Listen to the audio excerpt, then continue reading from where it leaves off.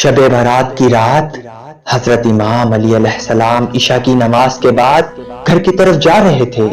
دیکھا ایک شخص رستے پہ رضائی اوڑھ کر سو رہا تھا، تو آپ قریب گئے اور فرمانے لگے، اے شخص آج رات کون سی ہے؟ تو وہ کہنے لگا، یا علی آج 15 شعبان ہے۔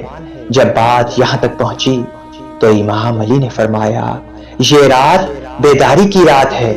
میں نے اللہ کے رسول سے سنا کہ اس رات اللہ آسمانوں کے فرشتوں کو حکم دیتا ہے کہ جاؤ زمین کی طرف، اور وہ فرشتے حضرت میکائیل اور حضرت اسرائیل کے پیچھے ہوتے ہیں۔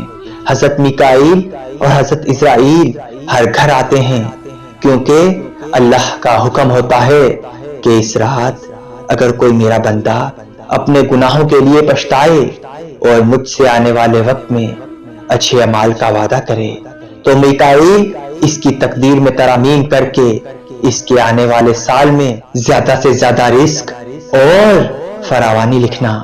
اور اللہ کا اسرائیل کے لیے حکم ہوتا ہے کہ اے اسرائیل ہر گھر جا کے دیکھ کہ جس گھر میں آنے والے سال میں جو مرنے والا ہے اسے بتا کہ بیدار ہو کر اللہ کی عبادت کرے، کیونکہ باقی اس کی زندگی میں اتنی سانسیں اور اتنی دھڑکنیں موجود ہیں۔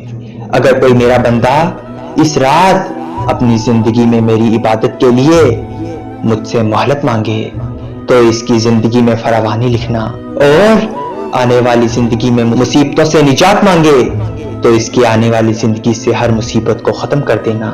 اے شخص اس رات تمہارے پروردگار کا حکم ہوتا ہے کہ فرشتوں جاؤ ہر گھر نگاہ ڈالو کہ آج کی رات کسی بھی انسان کی کوئی بھی دعا رد نہ ہونے پائے۔